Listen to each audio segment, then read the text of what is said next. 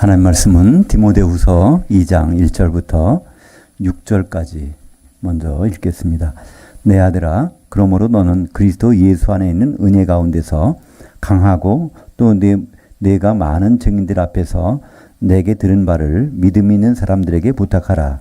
그들이 또 다른 사람들을 가르칠 수 있으리라. 너는 그리스도 예수의 좋은 병사로 나와 함께 고난을 받으라. 병사로 복무하는 자는 자기 생활에 얽매이는 자가 하나도 없나니 이는 병사로 모집한 자를 기쁘게 하려 함이라. 경기자가 법대로 경기하지 아니하면 면류관을 얻지 못할 것이며 수고하는 농부가 곡식을 먼저 받는 것이 마땅하니라. 원전으로 다시 보는 디모데 후서, 오늘은 2장입니다. 2장의 말씀을 가지고 목사는 교사, 군인, 경기자, 농부, 일꾼, 그렇다면 성도들은 누구인가? 그런 제목으로 말씀을 나누겠습니다. 이 디모데후서는 사도 바울이 맨 마지막에 기록한 유언장과 같은 것입니다. 디모데에게 부탁을 하는데 오늘 2장 1절에 보니까 내 아들아, 디모데 전서나 디모데 후서를 보면 디모데가 제대로 일을 잘 못하는, 그런데 나이도 어리고 그런 사람 같습니다. 이 디모데가 이 말을 듣고 그대로 했는지 안 했는지는 우리는 알 수 없습니다. 근데 그렇게 안 한 것 같아요. 왜냐하면 성경에 디모데가 뭐 했다는 기록은 안 나오거든요. 그렇지만 우리는 이 사도인 바울이 목사인 디모데에게 무엇을 부탁했는지 이 내용을 보면서 우리가 무슨 일을 해야 되는지 그것을 생각할 수 있을 것입니다. 오늘 여러 가지 신분들이 나오는데 맨 처음에는 거기에 사도한테 들은 것을 그 믿음 있는 사람에게 부탁하라. 여기 이제 중요한 것이 믿음 있는 사람에게 부탁하라. 우리는 그냥 전도하는데 그냥 아무렇게나 하잖아요. 근데 그게 사실은 아무나 해서 오히려 역효과가 날 수도 있어요. 자기도 모르는데 전했어요. 근데 그 사람 자기도 모르는 걸 또 전했어요. 나중에 보면 예수 믿는 건 다 이런 거야. 그렇게 되면 그렇게 안 하는 것과도 만도 못한 그런 상황도 벌어질 수 있겠죠. 일단 이 디모데에게 하나님 은사는 뭘 가르치는 은사입니다. 디모데는 목사죠. 그래서 우리는 이제 성경을 볼 때 항상 그럽니다. 이게 나한테 주신 말씀이다 생각하는데요. 나한테 주신 말씀도 있지만 대부분은 구분이 되거든요. 신약 성경은 대부분 사도들에게 주신 말씀이 있고 또 성도들에게 주신 말씀이 있고 또 목사에게 주신 말씀이 이제 디모데전서, 디모데후서, 또 디도서, 이 세 군데는 목사님에게 주신 말씀입니다. 그렇다면 여기서 목사는 가르치는 사람이라고 하면 우리 성도들도 또 가르쳐야 될까요? 네, 성도들은 일단은 배우는 입장이죠. 어떤 인터넷에 말 잘하는 분이 이제 하는 그 강사 말을 들었는데 그분이 그러더라고요. 자기가 이제 처음 강사를 시작할 때 뭐 요리를 가르쳐 준다든가, 그래서 이제 그걸 할 때 이렇게 내가 이렇게 가르치겠습니다 했더니 사람들이 반응이 없더래요. 그래서 말을 확 바꿨대요. 이것을 알려드리겠습니다 했더니 사람들이 이렇게 반응이 달라진다는 거예요. 그러니까 사람들이 가르친다, 그럼 배운다는 것에 참 부담을 느끼는데, 알려준다 그러면 그 정보를 아는 것에 대해서는 사실 사람들이 관심이 있겠죠. 사실 목사가 이 가르치는 자라고 그러는데, 성경에서 목사를 에베소서 4장 11절에 보면 목사는 가르치는 자라고 그러는데요. 목사는 교사다. 지난번에도 한번 말씀 나왔죠? 이 교사라는 이 단어는 디다스칼로스, 이것은 디다스코라는 동사인데, 디다스코는 우리말로 번역은 가르치다라는 말인데, 이 원어가 어원이 다오라고 하는 헬라어 배우다. 그러니까 배우게 하는 겁니다. 배우도록 하는 것. 알고 싶어 하게 하는 것. 이것이 가르치는, 성경에서 이 가르친다는 단어의 뜻이죠. 사람들이, 이거 좀 더 알고 싶어 하는, 그렇게 만들게 하는 사람. 이것이 이제 목사. 그렇다면, 이 디모데에게 이것을 가르치는 것에 대해서 이렇게 부탁을 했는데, 우리는 이제 성도의 신분에서는 어떻게 해야 될까요? 좀 더 알고 싶은 게 있어야 되는 것이죠. 목사님이 그 역할을 잘했다면 더 알고 싶은 게 있어야 되는 거고, 우리는 여하튼 알아야 됩니다. 그러니까 목사님을 주셨겠죠. 필요 없는데 목사님을 주실 필요가 없잖아요. 그래서 이제 우리는 알아야 되는데, 이 아는 거에 대해서 우리는 너무나 좀 인색하죠. 저부터도 뭐 이렇게 배운다는 거에 대해서는 참 부담이 돼요. 가르치는 것은 좀 몰라도, 근데 그것을 가르치고 배운다는 걸 떠나서 알려주려고 하는 것을 우리가 정보를 알려고 한다고 할 때 그것은 이제 유익하게 될 것입니다. 두 번째는 여기에 병사라고 번역했는데 군인이라는 겁니다. 목사는 군인이라는 거예요. 사도들과 더불어. 그렇다면 우리가 목사처럼 우리도 군인 역할을 해야 될까요? 사실 군인은 왜 있습니까? 군인이 이제 같이 너는 전쟁터에 나가자 그러면 따라 나서겠어요? 역할이 다르잖아요. 그죠? 그러니까 군인이 있다는 얘기는 보호받을 일이 있다는 얘기잖아요. 그죠? 우리는 어떻게 보면 영적으로 민간인들이에요. 보호를 받아야 되는 사람들이죠. 그렇다는 얘기는 적군이 있다는 것입니다. 우리는 영적인 대적자가 항상 있다는 걸 우리 염두에 둬야 하나님 왜 군인을 두셨는지, 목사를 군인으로 세우셨는지 알 수 있을 것 같습니다. 또 하나는 여기 경기자가 나오는데요. 목사는 하나의 경기자라는 것입니다. 경기자가 가장 중요한 건 뭘까요? 이기는 것, 지는 것이 보다도 더 중요한 거는 룰대로 하는 거잖아요. 그죠? 이긴 이겼는데 금메달을 땄는데 나중에 보니까 법대로 안 해서 약물 중독에 걸리면 이건 무효잖아요. 그죠? 그러니까 이 경기자는 첫째 법대로 해야 되는데 보통 경기는 개인한 경우는 있지만은 되게 단체 경기잖아요. 그죠? 그러니까 이제 목사님들은 같이 팀원이 되겠죠. 근데 역할이 좀 다르겠죠. 예를 들어서 축구 경기라고 하면 그러니까 목사님 역할은 뭐라고 할까요? 뒤에서 수비를 잘해줘. 그러니까 골을 안 먹게 해주면은 공격수들은 공격을 해야 될 거 아니에요. 목사님 하면 우리도 수비만 하겠다 그러면요. 이거 언제 골이 들어갑니까? 그러니까 역할이 있다는 얘기죠. 그러니까 목사의 일이 바로 이 교사 일이라고 하면 바로 성도님들은 또 다른 일이 있는 것이죠. 성경에서는 그걸 뭐라고 그러죠?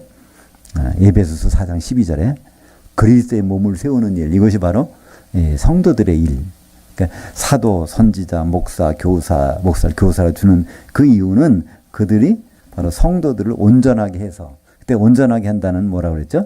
찢어진 그물들을 갖고 있는데 그걸 다 꿰매줘서 이 일을 잘해서 그리스도의 몸을 세우는 것, 교회로 세워지는 것, 이것이 성도들이 하셔야 될 일로 성경은 말하고 있습니다. 그 다음에 나오는 것이 농부라고 나오고 있습니다. 목사는 농부다. 그럼 농부를 통해서 그 주인은 뭘 하고 싶을까요? 이 작물이 잘 성장하는 걸 바라겠죠. 그죠? 우리가 똑같이 목사 일을 한다면 작물은 언제 자라겠어요. 그죠? 그래서 이 역할들, 하나님은 이렇게 골고루 역할들을 주셨으니까 하나님께 기대하시는 것이 있겠죠. 잘 성장, 열매를 맺는 나무나 그런 곡식으로 성장하는 것을 우리에게 바라실 것입니다. 그래서 에베소서 4장 11절에 어떤 사람은 사도로, 어떤 사람은 선지자로, 어떤 사람은 복음 전도자로, 어떤 사람은 목사 곧 교사로 삼으셨으니, 이 이유는 단 한 가지입니다. 에베소서 4장 12절에 성도들을 위해서 했다는, 성도들의 도우미가 나와 있어요. 쭉 목사님 한마디로 성도인 도움입니다. 성도들이 할 일이 있는데 그걸 목사의 도움을 받아서 해야 된다는 거예요. 그것이 바로 봉사일, 원문에는 집사일입니다. 집사일이라는 것은 교회를 세우는 일이죠. 교회, 그리스도의 몸을 세우려 하심이니라. 그러니까 오늘 이제 이 사도는 디모데 목사에게 여러 가지 당부를 합니다. 그러면 성도들은 그 관계에서 우리는 무엇을 해야 하나님이 원하시는 일인지를 알 수 있게 되겠죠. 그러니까 이것을 제대로 구분하지 아니하면 하나님 그걸 불법이라고 합니다. 마태복음 7장 21절부터 23절까지 이걸 한번 같이 읽어보시겠습니다. 나더러 주여 주여 하는 자마다 다 천국에 들어갈 것이 아니요 다만 하늘들에 계신 내 아버지 뜻대로 행하는 자라야 들어가리라.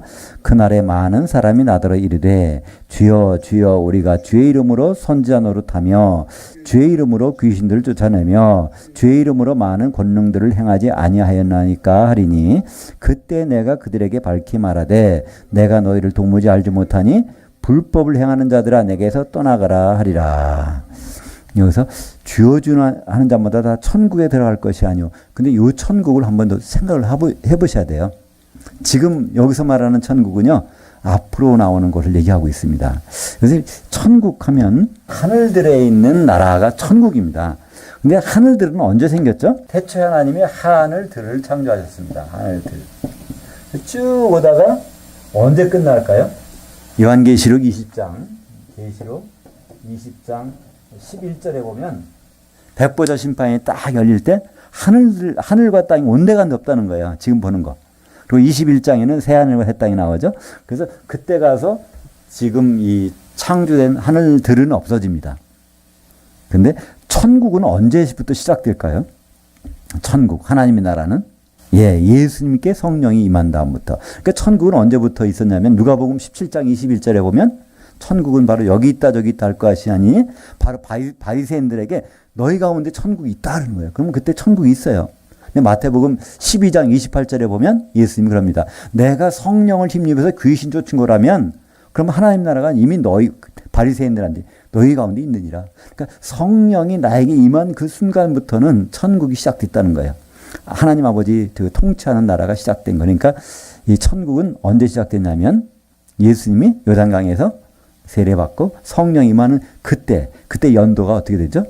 그때를 AD 27년, 26년과 27년 사이라고 하죠. 26년 조금 넘었을 겁니다. 그러니까 예수님이 요단강에서 성령으로 세례를 받으실 때 그때가 주후 이제 26년에서 7년 사이일 겁니다.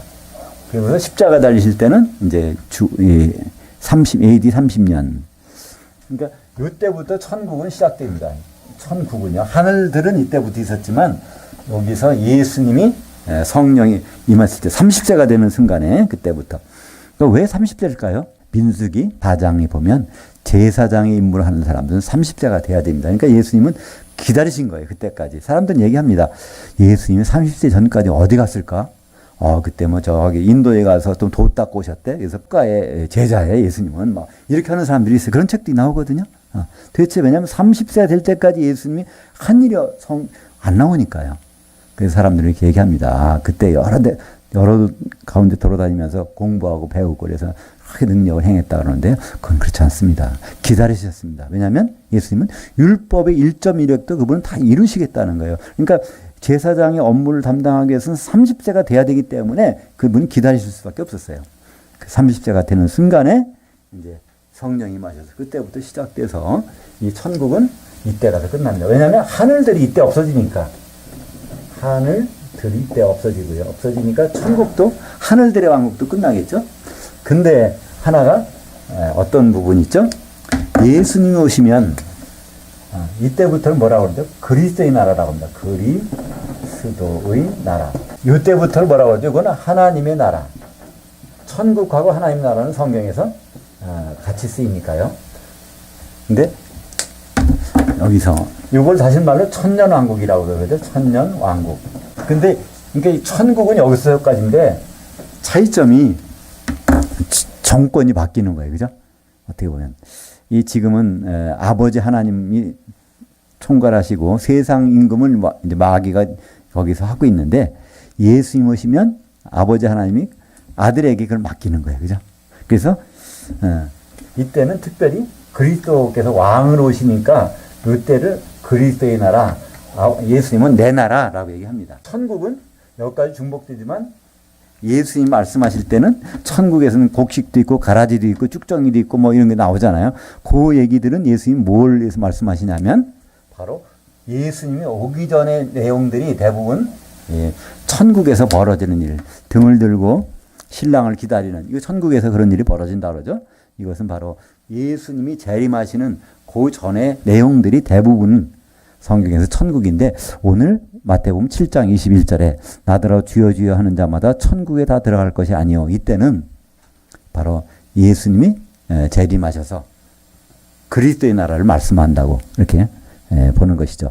그때 예수님 오셨을 때 사람들이 이제 그런 거예요. 다 죽었던 사람도 부활해가지고 주여 우리가 주의 이름으로 귀신 쫓아내고 주의 이름으로 능력을 행했나이다. 그랬더니 거기서 예수님 뭐라고 그러죠? 불법을 행하는 자들아 내가 써나가라. 그러니까 귀신 쫓고 그 능력을 행하고 이런 일들은 주의 이름으로 선지자 노릇 했다는 거예요. 주의 이름으로 선지자 노릇. 선지자라는 것은 하나님의 마음을 전달하는 건데 이것은 사도들에게 주신 거거든요. 그러니까 여기서 한 사람들은 사도들의 일을 자기가 했다고 자랑하는 겁니다. 주의 이름으로 이것들을. 그러면 성도들 일을 안 하고 사도들 일을 한 거예요. 그랬더니 여기서 뭐라고 그러죠? 불법을 행하는 자들아 내게서 떠나가라. 하나님은 모든 사람들의 할 일들을 사실은 다 주셨습니다. 그걸 크게 나누면 사도들이 할 일을 주셨고 그것이 기초석을 닦는 일이고 성도들이 할 일은 그 위에 세워지는 일을 주셨는데 이것을 구분 않고 하는 것이 불법이죠. 똑같이 뭐 육상 경기도 마찬가지 아닙니까? 자기 레인에서 뛰어야 되는데 다른 쪽에 뛴다든가 그죠? 그러면 그거는 실격을 당하는 거나 마찬가지입니다. 불법을 행하는 자들아. 그래서 우리는 이 성경을 볼 때 이것이 사도에게 주신 말씀인지 성도들에게 주신 말씀인지 나에게 주신 말씀인지 교회에 주신 말씀인지 이걸 구분해야 우리는 불법이 아니죠. 하나님은 이 법 규칙을 세워놨는데 규칙대로 우리가 해야 마지막에 면류관을 얻을 거 아니겠습니까? 오늘 7절입니다. 내가 말하는 것을 생각해보라. 주께서 범사에 내게 총명을 주시리라. 그러니까 이거 한번 이걸 뉘앙스를 보면 이 디모데는 그걸 사도의 말을 별 생각을 안 한 것 같아요. 그 총명이 별로 없는 것 같아요. 그러니까 내가 말하는 것을 생각해보라. 주께서 범사에 내게 총명을 주시리라. 내가 전한 그 복음대로 다윗이 실어 죽은 자들 가운데서 다시 살아나신 예수 그리스도를 기억하라. 지금 이게 복음의 핵심입니다. 우리 복음은 예수님이 누구신가를 아는 거예요. 그죠? 하나님의 아들이 누구신가를 아는 것. 이 로마서에서 바로 이 복음이라는 것은 하나님이 그 아들을 아는 거라고 그렇게 말씀해놨습니다. 그래서 예수 믿는다 그러죠. 예수 믿으면 구원받는다 그러죠. 이 말이 맞을까요? 틀릴까요? 근데 맞기도 하고 틀릴 것도 같은데 거기 하나가 빠진 게 있습니다. 예수를 향하여 믿어야 돼요. 이 해바라기 보면 그렇잖아요. 해를 따라서 간다고 그러죠. 요즘 해바라기는 그렇지 않은 것도 있다고 그러는데 해를 따라서 이게 휘어지잖아요. 그거는 햇빛이 없을 때도 그렇죠. 그죠? 구름 낀 날도 그거는 이렇게 비슷하게 그렇게 갑니다. 마찬가지로 예수를 믿는다는 것은 영어에 있는 대로 believe in Jesus라는 것처럼 예수님 안에서 예수님 안으로 예수님의 일정에 맞춰서 믿는 겁니다. 그분의 모든 생각과 일정에 맞춰서 거기에 나를 적응시키고 설득당하는 것이 예수 믿는 거지 2000년 전에 예수님 십자가에 달리셨다? 이것을 아는 것은 믿는 것이 아니죠. 그렇기 때문에 성경에서 예수님에게 어떤 변화가 가장 크게 일어났을까요? 예수님께는요 어마어마한 신변의 변화가 일어납니다. 간단히 말하면 독생자였다가 이분이 맏아들 되시는 거예요. 어떤 과정을? 죽고 부활하시는 과정을 통해서 그걸 성경에서는 복음이라고 합니다. 복된 소식, 기쁜 소식이라고 그러죠. 기쁜 소식. 우리가 아무리 노력을 해도 하나님 집안의 자녀가 될 수 없는데 그분이 바로 독자이기 때문에. 근데 그분이 독자의 신분을 버리고 맏아들 신분을 바뀌어졌다면 그것은 바로 우리 노력에 의한 대가가 아니라 기쁜 소식이죠. 그것이 이제 로마서 1장 1절부터 4절까지 보면 바로 그 내용입니다. 하나님 복음이라는 것은 바로 그 아들에 대한 것인데 아들은 육신으로는 바로 다윗의 혈통에서 나셨다. 육신으로 나셨다 할 때 독생자로 오신 거거든요. 요한복음 1장 14절에 말씀이 육신이 돼서 우리 가운데 장막지시니 내가 보냐 하나님의 독생자의 영광이요. 독생자. 그러니까 육신을 입고 오신 것은 독생자로 오셨다는 거예요. 근데 로마서 1장 4절에 보니까 성결의 영으로는 거룩한 영으로는 죽은 자들 가운데서 부활하사 능력으로 하나님의 그 아들로 선포되셨다. 그러니까 여기서 중요한 단어가 있습니다. 하나님의 아들로 선포됐다는 거예요. 오늘 내가 너를 낳았다 하는 이 선포가 있었다는 것입니다. 그 선포가 언제 있었죠? 시편 2편 7절에 보면 이 말씀이 있어요. 오늘 내가 너를 낳았다. 너는 내 아들이다. 그런 거예요. 그러니까 사람들은 다 각자가 나 거듭났으니까 하나님이 내 아들이라. 오늘부터 내가 태어났대. 나 하나님의 아들이야. 이렇게 적용하는데요. 그거는 우리가 적용할 것이 아니라 예수님에 대해 적용되는 말입니다. 그 말을 시편 2편 7절 하나님 내가 오늘 너를 낳았다. 그 말씀은 한 번 더 나온 데가 있어요. 사도행전 13장 33절에 바로 예수님이 죽은 자들 가운데서 부활할 때 바로 하나님은 그 말씀을 하셨다는 거예요. 그러니까 그 말씀 어떻게 죽은 자들 가운데서 내가 태어난 그건 바로 맏아들이라는 것입니다. 죽은 자들 가운데서 나오실 때는 맏아들로 나온다. 어디 나오죠? 성경이 여러 군데 나오지만 특별히 로마서 8장 29절에도 나오고요. 골로새서 1장 15절과 1장 18절 죽은 자들 가운데서 맏아들로 나오셨다. 근데 우리말 번역에는 죽은 자들 가운데서 먼저 나시고 그래서 마다들이라는 단어가 없어져 버렸어요. 죽은 자들 가운데서 마다들이라고 하는 한 단어가 있습니다. 독생자라는 단어가 있고요. 독생자는 모노 게네스, 마다들은 프로토 토코스. 이 단어가 달라요. 독생자는 모노게네스, 마다드는 프로토토코스. 이것이 독생자라는 단어가요. 성경에 5번 나와요. 요한복음 1장 14절, 18절, 3장 16절, 18절, 또 요한일서 4장 9절. 이렇게 독생자는 5번 나와요. 그럼 마다들이라는 단어는 몇 번 나올까요? 이거 5번 나와요. 로마서 8장 29절에 한 번 나오거든요. 골로새서 1장 15절, 1장 18절. 그 다음에 히브리서 1장 6절, 요한계시록 1장 5절. 그래서 성경을 크게 보면 예수님은 독생자, 마다들. 이게 5번씩 나와요. 너무나 중요한 사건이에요. 이것이 바로 성경에서 복음이라고 합니다. 하나님의 복음, 기쁜 소식, 하나님 자녀가 되는 길이 열렸다는 거예요. 어떻게? 그 독자라는 것이 없어지고 마다들이 생김으로써 이것이 바로 우리가 은혜로 값없이 하나님의 자녀가 되는 길이 열렸다는 것이죠. 지금 사도 바울은 디모데에게 지금 이 얘기를 하고 있는 것입니다. 오늘 7절에서 바로 그 말씀이죠. 7절, 8절이 특별히 8절입니다. 내가 전한 그 복음대로 다윗의 씨로 죽은 자들 가운데서 다시 살아나신 예수 그리스도를 기억하라.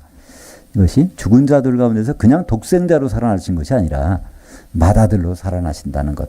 이것은 예수님이 여러 군데서 말씀하시는 특별히 요한복음 12장 24절 뭐라고 하시죠?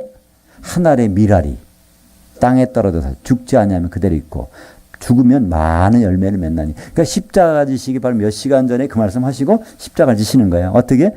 나 독생자, 한 알의 밀알인데 독생자인데 이제는 내가 많은 그 결실을 얻기 위해서 마다들 되시겠다는 것을 말씀하고 있습니다.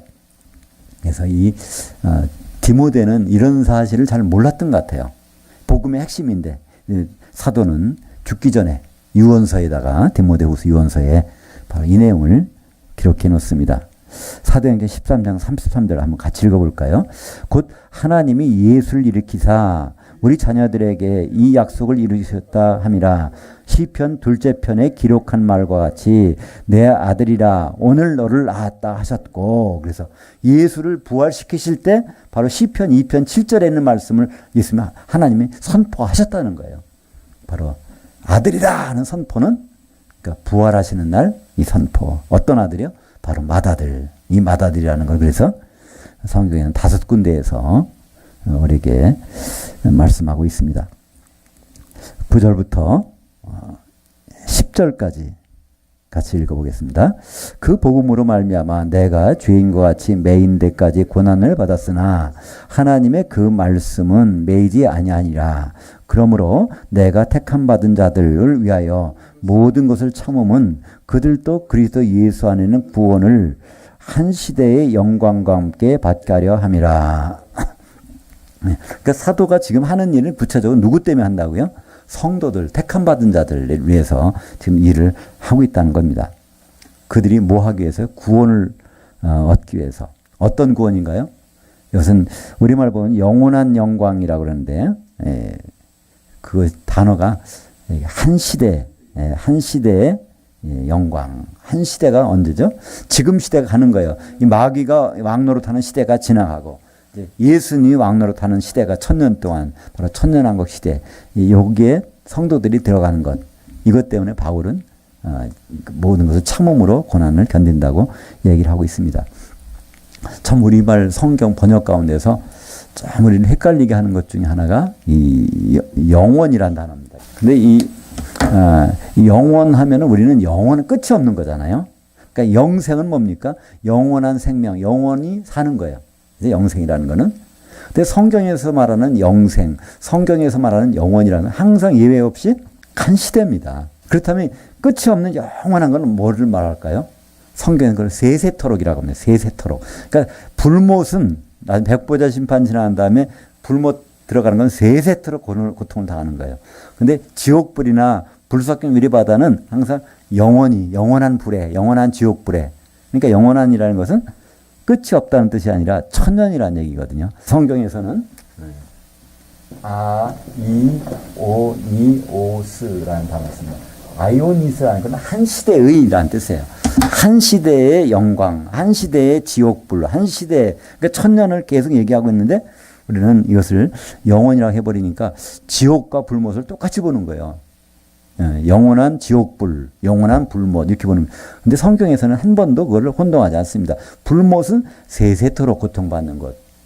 지옥불 이거는 영원한. 그러니까 우리말 번역이 참 우리는 세세토록이나 영원이나 똑같잖아요. 우리는. 근데 성경에서는 그걸 구분한다는 것입니다. 어떤 분이 이제 카톡으로 거기에 질문을 저에게 해주신 적이 오늘인가요? 질문을 보내오셨는데 어떤 분한테 이 복음을 전하다 보니까 어떻게 영원한 지옥불에 던진다고 하면서 또 진짜 영원하게 불못에 빠진다고 이게 말도 안 되는지 않느냐 어떻게 이렇게 질문이 왔는데 여기 어떻게 대답을 해야 할까요? 이렇게 그러니까 어떤 복음을 전하면은 거기에 대해서 상대방이 말을 할 때 이게 말이 너무 안 된다는 거예요. 근데 사실을 알거든요. 그분 말씀도 맞는 게 영원한 불에 영원한 지옥불이라고 해놓고 나서 또 다시 또 백보자 심판받고 나서 또 불못에 또 들어간다 그러니까 이게 도대체 이게 무슨 말인지 모르겠다는 겁니다. 참 풀기 어려운 숙제예요. 번역이 이렇게 돼서요. 그 한 시대의 생명, 한 시대의 삶 이거 하면 천년왕국 때 사는 거구나. 한 시대의 불 그러면 천년왕국의 불에 던져지는 거구나. 이렇게 하면 너무나 간단한데 그게 안 되니까 좀 구분하기가 쉽지는 않습니다. 근데 그걸 구분하시는 간단한 방법은요. 세세토록이라는 걸 견주어서 비교하시면 됩니다. 영원과 세세토록은 성경에서는 다르다. 영원이라는 것은 한 시대, 천년왕국, 천년 동안의 기간. 세세토록은 그 시대가 계속 반복되는 것. 여기에 오늘 사도 바울이 디모데 목사에게 할 때 바로 우리 성도들에게 이런 구원, 어떤 영원한 구원이 사실은 그 시대에 공중에 올라갔다가 지옥불에 천년 동안 있는 것이 아니라 공중에 올라갔다가 그 한 시대 동안에 바로 주님과 더불어 통치하는 그것을 받게 하려 함이라 이렇게 말씀하고 있습니다. 빌립보서 3장 21절입니다.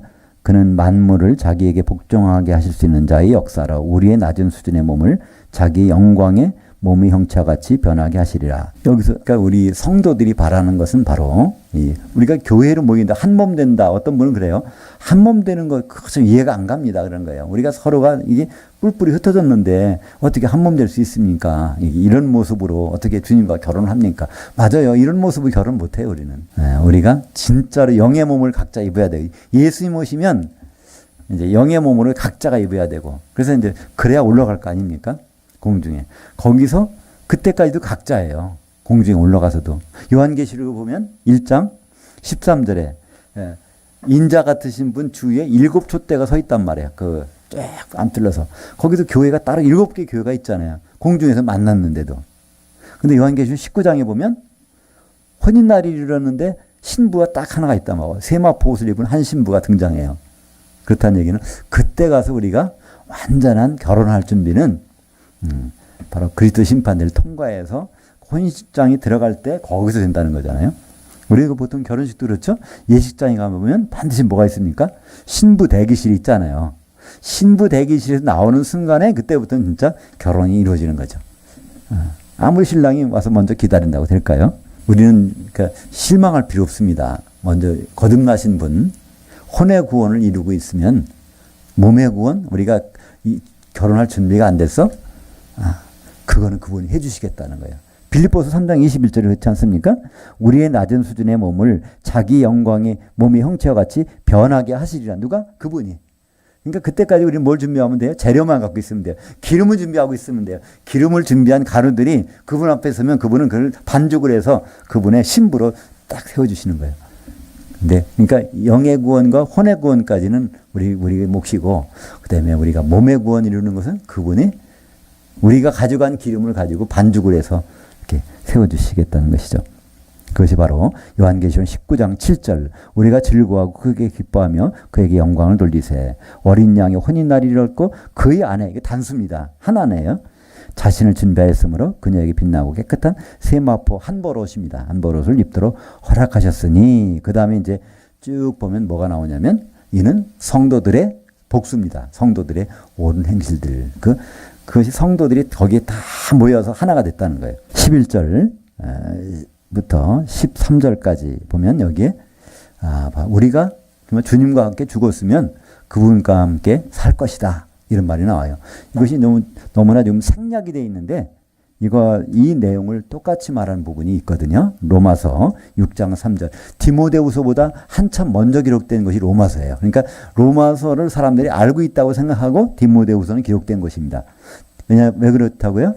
디모데후서는 유언서거든요. 사도 바울이. 로마서는 그 전에 감옥에 들어가기 전에 기록한 거니까. 로마서 6장 3절부터 5절까지 한번 같이 읽겠습니다. 무릇 그리스도 예수와 합하여 세례를 받은 우리는 그의 죽으심과 합하여 세례를 받은 줄을 알지 못하느냐? 그러므로 우리가 그의 죽으심과 합하여 세례를 받음으로 그와 함께 장사되었나니 이는 아버지의 영광으로 말미암아 그리스도를 죽은 자들 가운데서 살리심과 같이 우리로 또한 새 생명 가운데서 생하게 하려 함이라.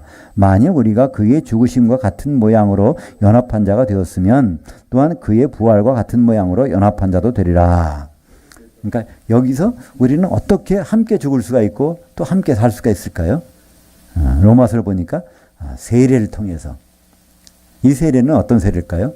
물 바르는 세례일까요? 아닙니다. 성령 세례. 그러니까 우리는 세례를 여러 가지로 생각할 수 있지만 에베소서 4장 5절에 보면 세례는 하나요 그랬어요. 세례가 물 세례가 아니라는 거예요. 성령 세례라는 거예요. 불 세례? 그 지금 아니에요. 불 세례는 언제 받죠? 그건 나중에. 불에 잠기는 건 언제죠? 지옥불에 잠겨지는 그게 불세례란 말이에요. 그죠? 어떤 성령의 불세례, 성령 불을 받았더니 뜨겁다. 그거는 뭐 개인적으로 그렇게 느낄 수 있을지 모르지만은 그건 성경적이 아닙니다. 왜냐하면 성경 분명히 마태복음 3장 11절, 12절에 세례요한이 말합니다. 그죠? 나는 물로 세례를 베풀지만 내 뒤에 오시는 분 그리스도께서는 성령과 불로 세례를 베푸시리라. 그때 세례라는 건 잠기게 하는 거예요. 거기에 그냥 빠뜨리는 거예요. 그러면서 그 설명이 나옵니다. 그죠? 이제 인자가 오실 때 마지막에 알곡들은 곳간에, 그러니까 성령 세례 그걸 곳간에 두신다는 거예요. 그리고 쭉정이는 영원한 불에, 불지옥 불에 던져진다는 거예요. 그러니까 이 불세례라는 것이 지금 받을 수 있는 거 아니에요. 받고 싶은 사람도 지금 못 받아요. 불세례는 언제 받죠? 그는 이제 공중까지 올라갔다가 불 섞인 유리바다 거기 바다에 던져지니까. 그러니까 이 세례라는 건 잠기는 거잖아요. 어떻게 잠길까요? 맷돌을 목에 달고 던져져야 바다에 던져서도 잠겨지잖아요. 맷돌 안 달고 하면 둥둥 뜨니까 이건 세례가 아니에요. 그냥 떠다니는 거지. 세례는 지금 우리가 받을 수 있는 세례는 성령 세례 하나입니다. 그러니까 로마서 6장에 있는 말씀대로 그 세례를 통해서 우리는 예수님과 같이 죽은 거예요.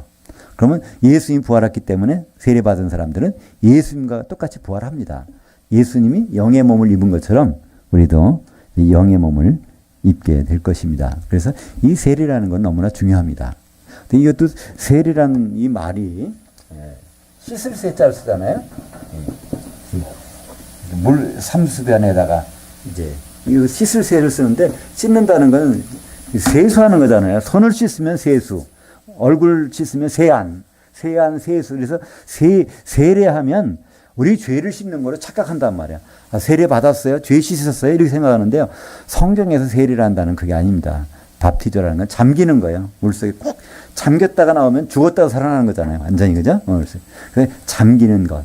그러니까 우리는 예수 그리스도와 함께 잠겼다가 그래서 예수님이 부활한 것처럼 우리도 그런 몸으로 부활하게 될 것입니다. 그래서 이 세례라는 단어가 우리 신앙을 굉장히 좀 깊이 못 들어가게 만들어 놓은 거예요.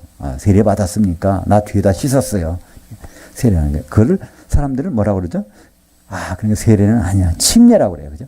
침례. 이게 바꿔야 됩니다. 단어를 침례로 써야 됩니다. 근데 사실 침례도 아니에요. 세례나 침례는 뭘까요? 이건 하나의 의식을 행하는 거예요. 그죠? 세례식, 침례식. 근데 성경에서 말하는 거는요, 잠겨 있으라는 거예요. 끝까지 계속해서 잠겨 있는 거예요. 끝까지. 성령에 잠겨 있는 거거든요. 계속 성령에. 그러니까 이것은 일시적인 상황, 일시적인 어떤 현상이 아니라 의식이 아닌 겁니다. 근데 우리는 세례받는다, 세례식이다, 침례받는다, 침례식이다. 어떤 순간에 의식으로 끝나버리는 거죠. 우리는 끊임없이 세례 가운데 있어야 돼요. 성령이 잠겨 있어야 됩니다. 어떻게 하면 성령이 잠겨 있을 수 있죠? 교회 가운데 있으면요. 교회는 성령이 충만한 것이거든요. 에베소서 1장 23절에 바로 교회는 그의 몸이니 만물 안에서 만물을 충만케 하시는 이의 충만이니라. 만물이 뭘까요? 모든 성도들 또 만물이라고 번역해 놓으니까 대체 뭐가 이 성경이 참 읽으면 읽을수록 너무 이상해지는 거예요. 이해가 안 되잖아요. 근데 그 만물은 모든 성도들입니다. 모든 성도들 안에서 모든 성도들 속으로 충만케 채워주시는 분이 충만하다는 거예요. 우리가 수영장에 들어가 보세요.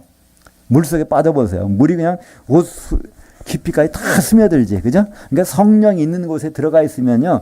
만물을, 모든 성도들을 충만케 해주시는 것. 그게 바로 교회라는 거예요. 교회는 그의 몸이니 예수님의 몸인데 만물을 충만케 하시는 모든 성도들을 속에 스며들어가시는 분의 충만한 배추 가지고 김장 담을 때, 그죠?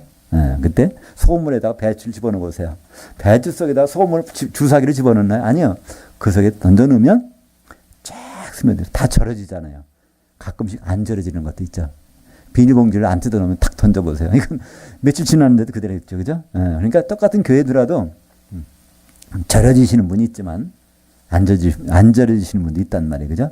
그러니까 아예 모두가 안 절여지는 거는 문제가 있죠. 그 교회는 교회가 아니에요. 그죠? 근데 교회가 절여지는 분도 있다 그러면은 성령이 계시다는 뜻인데, 그건 안 절여지는 분은 뭘까요? 그걸 꽉 닫고 있으면, 비닐봉지를 꽉 싸매고 있으면 성령께서 침투가 불가능하시겠죠? 바로 이 성령 세례 가운데 있는 것. 두세 사람이 내 이름으로 모인 곳에 내가 반드시 있겠다. 우리는 그 약속이 있기 때문에 우리는 성도들을 서로 사모하고 그리워하는 이에요. 뭐 이렇게 얼굴이 예뻐서, 그죠? 몸이 막 믿음스럽고 마음이 뭐 그래서 모이는 것도 있겠지만, 그거보다는 우리가 주님의 말씀에 따라서 예수 그리스도의 이름으로 모인 곳에 내 이름으로 보내실 성령이 함께 있겠다는 약속이 있기 때문에, 마태복음 18장 20절에 그래서 그걸 기대하면서 이 자리에 있는 겁니다. 지금 우리는 성령님을 눈으로 볼 수 없어요. 그러나 우리는 분명히 믿습니다. 여기에 함께 하시는 걸 믿습니다. 약속에, 말씀이 약속이 있으니까. 하나님은 말씀을 이걸 어기실 수가 없잖아요. 초월하실 수가 없어요. 그래서 우리는 성령께서 여기에, 그래서 우리는 세례 가운데 있는 거예요. 성령 세례. 14절부터 18절까지 같이 읽겠습니다. 너는 그들로 이 일을 기억하게 하여 말다툼하지 말라고 하나님 앞에서 엄히 명하라. 이는 유익이 하나도 없고 도리어 그 듣는 자들을 망하게 함이라. 너는 진리의 말씀을 옳게 분별하며 부끄러울 것이 없는 일꾼들로 인정된 자로 자신을 하나님 앞에 드리기를 힘쓰라. 망령되고 헛된 말들을 버리라. 그들은 경건하지 아니하며 점점 나아가나니 그들의 말은 악성 종양이 퍼져나온 것 같은데 그 중에 후메네오와 빌레도가 있느니라. 진리에 관하여는 그들이 그릇되었도다. 부활이 이미 지나갔다 하므로 어떤 사람들이 믿음을 무너뜨리느니라. 이거 보면 초대교회 상황을 볼 수 있죠. 이게 에베소 교회인데요. 그 당시 에베소 교회는 굉장히 다른 모든 교회보다 조금 수준이 높은 교회예요. 왜냐하면 거기에는 아볼로라는 성경에 능통한 자가 담임 목사로 있었고요. 그 다음에 이제 그 뒤에 디모데도 있었고, 또 브리스길라 아굴라도 거기 갔었고, 이제 또 마지막에는 이제 사도 요한이 거기 가서 목회를 하게 되지만, 그래서 이 에베소 교회는 요한계시록 그 2장에 보면요, 거짓 사도가 누군지를 그들이 다 알아내는 거예요. 그래서 쫓아버리는 거예요. 워낙 성경이 능통해가지고, 그러니까 성경에 대해 굉장히 많은, 그럼에도 불구하고 이 교회는 좀 혼란스러운 교회. 그러니까 거기에는 특별히 에베소 교회는요, 거짓 목사님들이 굉장히 많았던 것 같아요. 그들이 대표적으로 하는 일은 부활이 없다는 겁니다. 부활. 이 세상이 어떻게 먹고 살 것인가에 초점이 된다는 거예요. 부활은 관계없어요. 그러니까 예수 잘 믿으면 영혼이 잘 되고 범사가 잘 되고 강건해지는 것, 이 세상의 모든 축복을 누릴 수 있다는, 아마 그때도 그런 게 좀 왔는 모양이죠. 부활은 이거 생각할 필요가 없다는 거예요. 여기서 보니까 부활이 이미 지나갔다 하므로 어떤 사람들이 믿음을 무너뜨리느니라. 그래서 믿음을, 주님을 오시는 준비를 하는 것이 아니라 전혀 이 세상을 어떻게 좀 하나님의 영향권 내에서 복을 받으면서 편하게 살 수 있을까에 초점이 맞춰지는 그 교회가 에베소 교회에 그렇게 그런 움직임이 있다는 겁니다. 그때 바울은 디모데에게 그것을 그 부분에 대해서 얘기합니다. 14절에 너는 그들로 이 일을 기록하게 하여 말다툼을 하지 말라고 하나님 앞에서 엄히 명하라. 그들이 누구냐면 거기에 이제 18절에 나오는 부활이 없다고 하는 사람들, 그들이 더구나 말다툼 한다는 거예요. 부활 없어. 그러니까 그것은 예수님 때도 예수님 당시에 유대인들이 활동하던 유대인들은 그게 두 부류잖아요. 바리새파가 있고 사두개파가 있어요. 그죠? 그 중에 사두개파는 부활이 없다는 사람들이에요. 그래서 사두개파가 누군지 아세요? 제사장 그 가족들이란 말이에요. 제사장들. 성전에서 제사 드리는 지금 말하면 그 사제단인데 사제단이 부활을 안 믿는 거예요. 이 세상에서 이 땅에서 어떻게 살아야 잘 살 수 있을까? 그거 연구하는 사람들이 바로 유대인들이고 사두개인들이었단 말이에요. 그 당시에도. 근데 이런 것은 유대인뿐 아니라 지금 이방인 교인 에베소에서도 이런 일들이 벌어진다는 것입니다. 우리도 지금 현대 사회도 그렇지 않을까요? 현대 사회에서 교회에서 많은 관심을 갖는 것이 정말 주님 오실 때 어떻게 우리가 그분을 맞을 준비를 지금 하고 있을까? 이거보다는 주님의 도움을 받아서 어떻게 이 세상을 좀 더 남보다 편안하고 윤택하고 좀 건강하게 살아야 되지 않는가. 주님의 은혜를 받아서 참 잘 살아보야 되지 않는가. 이것에 초점을 맞춘다면 뭐 초대교회나 지금이나 마찬가지 아닐까요? 그래서 16절에 보니까 망령되고 헛된 말들을 버리라. 그러니까 망령됐다는 말을 우리가 번역이 좀 이해하기 힘들어요. 세속적인 것. 그러니까 이 지금 부활 다음에 죽음 다음에 오는 세상, 예수님이 재림하면서 오시는 세상 거기에 관심 갖는 것이 아니라 그 전까지 사탄이 마귀가 왕노릇하는 이 세상에 대한 그런 것들, 헛된 말들, 그러니까 결국은 공허한 얘기들, 그걸 통해서 우리가 열매가 있는 게 하나 없어요. 우리가 보면 그렇잖아요. 세상적인 많은 얘기 할 때도 끝나고 나서는 무슨 얘기 했는지 별 그럴 때가 있어요. 그죠? 근데 예수 믿는 사람끼리 대화할 때도 결국은 그 대화한 결과가 아무것도 아닌 일들이 많이 있단 말이에요. 그죠? 이런 일들이 교회에서 있었던 것 같아요. 그러니까 디모데에게, 담임 목사에게 바울은 부탁하는 거예요. 망령되고 헛된 말들을 버리라는 얘기는 그런 말들이 에베소 교회에는 막 지금 일어나고 있다는 거예요. 그리고 그들은 경건하지 아니하며 점점 나아가나니, 경건하다는 말은요, 경건은 유세베이아라는 유세베이아, 이 경건이라고 생각했는데요. 이 세베이아라는 것은요, 하나님을 생각하는, 그분에 경배하고 싶어하고 하나님께 예배하고 싶어하는 것이 세베야입니다. 그것을 유라는 것은 그걸 좋아하는 거예요. 그러니까 하나님에 대한 생각을 갖는 걸 좋아하는 것, 그것을 떠나가는 것이 경건에서 떠나가는 겁니다. 그러니까 이 세상의 어떤 문제 해결하기 위해서 하나님을 동원하는 거예요. 전쟁 나지 말게 해주세요. 또 전염병 돌지 말게 해주세요. 물론 이런 기도 할 수 있어요. 근데 그게 목적이 되면 안 되잖아요. 그죠? 오히려 그런 기도가 좀 더 승화된다면 어떻게 될까요? 전쟁이, 하나님 허락하셔서 전쟁이 일어나더라도 그 전쟁 때문에 우리 믿음을 버리지 않게 해주세요. 그죠?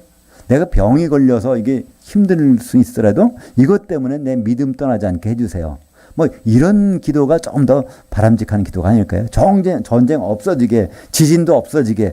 근데 그렇게 되면 성경이 안 맞잖아요. 내가 올 때가 되면 첫째 지진과 기근이 있고 전염병이 있고 이런 게 있다는 거예요. 그러고 다음에 예수님 오시겠다 그러는데 그러면 오시지 말란 얘기죠. 그죠? 그러니까 우리는 똑같은 기도지만 이게 전쟁 위험이 있고 여러 가지 있어요. 그죠? 우리도 바로 얼마 가까운 거리에 핵폭탄이 있잖아요. 그것을 절대로 쏘지 말게 해주세요. 이것도 우리는 기도를 할 수는 있어요. 그죠? 그렇게 되면 우리가 믿음이 흔들리고 그럴 수 있으니까. 근데 그런 위기 상황에서 우리가 믿음을 잃지 않게, 그런 기도가 정말 하나님이 더 기뻐하신 기도 아닐까요? 그런 기도를 한다면 핵폭탄 못 오게 막아주실 것 같아요. 그죠? 오히려, 그죠? 그래서 이런, 우리가 지금 듣고 보고 하는 그런 상황들이 2000년, 거의 1900여 년 전 에베소 교회 상황과 비슷하다는 것이죠. 거기 아예 이름까지 바꿔놨어요.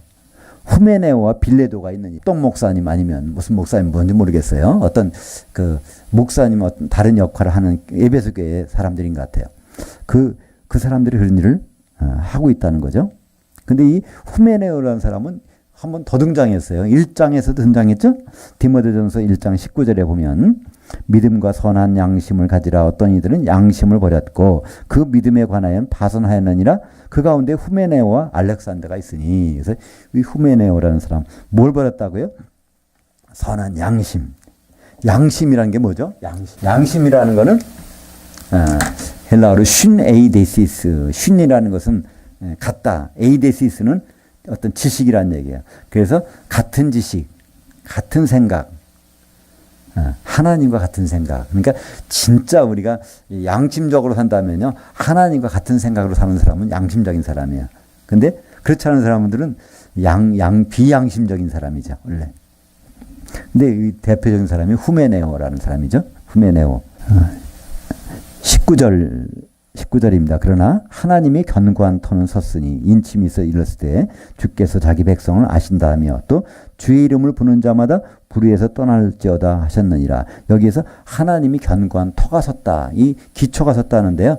이 기초는 사도들이 아니라 교회를 얘기합니다.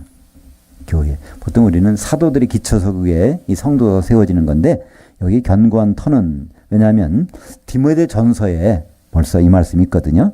디모데전서 3장 15절에 만일 내가 지체하면 너로 하여금 하나님이 집에서 어떻게 행하여야 할지를 알게 하려 함이니 이 집은 살아계신 하나님의 교회요 진리의 기둥과 터니라. 그러니까 디모데하고 얘기할 때 이 터라는 것은 교회라는 것을 알 수 있습니다. 그러니까 세상은 어떻게 돌아가든지 관계없이 이 터는 섰다는 거예요. 이제 신부가 시작이 됐어요. 예수님이 결혼할 상대자가 준비가 되기 시작했단 말이에요. 신부되는 그 자리에 머물러 있기 위해서는 불의에서 떠날지어다. 이 불의라는 건 또 뭐죠? 오늘 그 단어 하나 볼 때마다 조금 한 번씩 생각해 볼 필요가 있어요. 의라는 건 뭘까요? 의라는 것은 죄와 반대되는 개념이죠. 네, 죄와. 그러니까 죄가 없어지려면 예수님 편에 가는 수밖에 없어요. 그죠? 그러니까 예수님 몸을 이루고 있으면 그건 불의에서 떠나는 거예요. 그러니까 예수님 자체가 의로우신 분이니까. 근데 예수님 몸을 이루지 않으려고 하면 이건 어차피나 불의한 겁니다. 세상은 다 불의하거든요. 21절에 그러므로 누구든지 이런 것들에서 자기를 깨끗하게 하면 귀 쓰는 그릇이 되어 거룩하고 주인의 쓰심에 합당하며 모든 선한 일에 준비함이 되리라. 20절부터 나오네요. 20절에 보면 큰 집에는 그릇이 여러 종류가 있다는 거예요. 귀 쓰는 그릇과 천이 쓰는 그릇. 이건 뭘 말할까요? 하나님께는 사용되는 사람이 있어요. 귀 쓰는 그릇으로 사용되는 사람이 있고 천이 쓰는 그릇으로 사용되는 사람이 있어요. 근데 천이 쓰는 그릇은 뭐죠? 몇 번 쓰다가 더러지면 씻어서 다시 쓰는 것이 아니라 버려버리잖아요. 그죠? 버려버릴 것. 회초리 같은 게 그거죠? 애를 교육하기 위해서 회초리 쓰다가 약간 성장하면 꺾어버리는 거예요. 그죠? 그러니까 하나님은 모든 사람을 사용하세요. 그죠? 근데 하나님이 귀 쓰는 사람, 하나님이 쓰고 버릴 사람이 있단 말이에요. 근데 바울은 지금 디모데에게 얘기하는 겁니다. 그죠? 귀 쓰는 그릇이 됐으면 좋겠다. 어떤 사람들이 귀 쓰는 그릇이고 그렇지 않은 그릇일까요? 21절에 보니까 누구든지 이런 것들에서 자기를 깨끗이 하면 이런 것들이라는 거는요. 그 전에 16절부터 18절까지 나오는 것입니다. 세속적인 사람들, 헛된 걸 추구하는 사람들, 부활이 없다고 하는 사람들 이건 다 천한 그릇이라는 거예요. 세상에 살고 있고 하나님의 그 일에 동참을 하지만 결국은 쓰고서 버릴 그릇들이 되는 것이고 거기에서 떠나면 그러니까 여기서 결론은 교회입니다.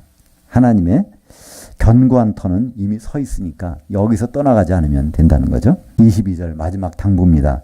또한 너는 청년의 정욕을 피하고 보니까 디모데가 나이가 참 어린 사람 같아요. 그리고 청년의 정욕을 따르고 있는 것 같아요. 주를 깨끗한 마음으로 부르는 자들과 함께 의와 믿음과 사랑과 화평을 따르라. 그러니까 이런 것들을 왜 명령을 했겠습니까? 그걸 디모데는 그걸 못하고 있는 것 같아요. 겁이 많고 명약하고 여러 가지 때문에. 근데 교회의 담임 목사로서 그런 일들을 따르라고 사도는 당부를 하고 있습니다. 어리석고 무식한 변론을 버리라. 이에서 다툼이 나는 줄 알미라. 주의 종은 마땅히 다투지 아니하고. 이 내용들 한번 쭉 읽어보시면 디모데가 어떤 상황에 있고 디모데가 어떤 일을 하고 있는지를 알 수 있어요. 그죠?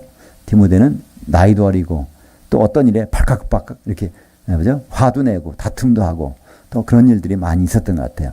그러니까 그것을 바울은 영적인 아버지 입장에서 지금 이제 타일러주고 있습니다. 온유하며 가르치기를 잘하며 참으며 거역하는 자들을 온유함으로 훈계할지니 혹 하나님이 그들에게 회개함을 주사 진리를 알게 하실까 하며 그들로 깨어 마귀의 올무에서 벗어나 하나님께 사로잡힌 바 되어 그 뜻을 따르게 하실까 함이라. 그러니까 이 모든 일, 교회에서 이런 벌어지는 모든 일은 결국 마귀가 올무를 놓아하는 거예요. 그럼 마귀는 멀리 있는 것이 아니에요. 교회에 있다는 말이죠. 교회에다 올무를 놓아놓는데 거기서 걸리면 다툼이 일어나고 분쟁이 일어나고 그런 일들이 있는데 디모데는 그런 일들에서 다투지 말고 오히려 온유하고 가르치기를 잘해서 마찬가지로 이 가르친 디다스코 참 사람들이 배울 마음이 들게 좀 잘해서 제 사람들이 마귀의 올무에 빠지지 않게 해놨으면 좋겠다. 마귀의 올무라는 거는 거기서 걸리지 않기 위해서는 뭐가 필요할까요? 마귀의 올무라는 건 사실은 올무는 되게 발에 걸리게 돼 있죠. 그죠? 네, 발에. 그 창세기 3장 15절에 보면 그러니까 바로 여인이 후손이 와서 뱀의 머리를 상하게 하잖아요. 근데 뱀은 어떻게 한다고요? 그의 발꿈치를 이제 문다고 그랬죠. 상하게 한다고. 그의 발꿈치가 뭘까요? 그의 발꿈치. 그러니까 그건 바로 예수 그리스도의 발꿈치잖아요. 예수 그리스도. 예수 그리스도의 몸이 교회인데 교회의 발꿈치에 해당하는 사람들이 있다는 거예요. 그죠?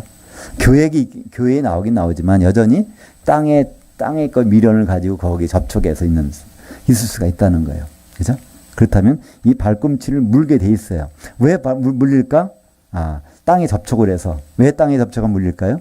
뱀에게는 너는 배로 다니고 종신토고 땅의 흙을 먹을지니라. 그래서 자꾸 거기에 물리게 돼 있단 말이에요. 그러면 어떻게 될까요? 자꾸 보호해 줘야 되죠. 그죠? 그 부분을 보호하는 방법이 가장 중요한 것은, 가장 확실한 것은 에베소서 6장에 나오는 평안의 복음의 신발을 신으면 되는 거예요. 그죠? 복음의 신발을 신으면 땅에 디뎌도 괜찮은데 그냥 딛고 다녀보세요. 그건 뭐 영락없이 발꿈치를 물리게 돼 있죠. 근데 발꿈치 물리는 건 할 수 없어요. 마귀 활동하는 기간이 허용돼 있으니까. 언제까지요?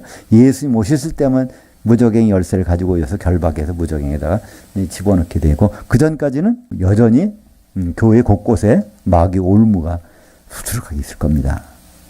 그러니까 우리는 이 땅에 접촉하는 것에 대해서 빨리 뛰어올라야 돼요. 그리고 굳이 접촉해야 된다면 신발을 장화를 신어야 되는데 평안의 복음에 예비한 것으로 신발을 신고, 우리는 여기서 사도 바울이 목사에게 당부를 합니다. 왜 목사에게 당부를 했을까요? 여기 보니까 바로 그들로 택하신 자도 성도들에게 그 영원한 구원, 천년왕국 시대에 거기에 들어가기 위해서 그들을 들어가게 해야 되는데 도우미로 세운 사람이 목사라는 겁니다.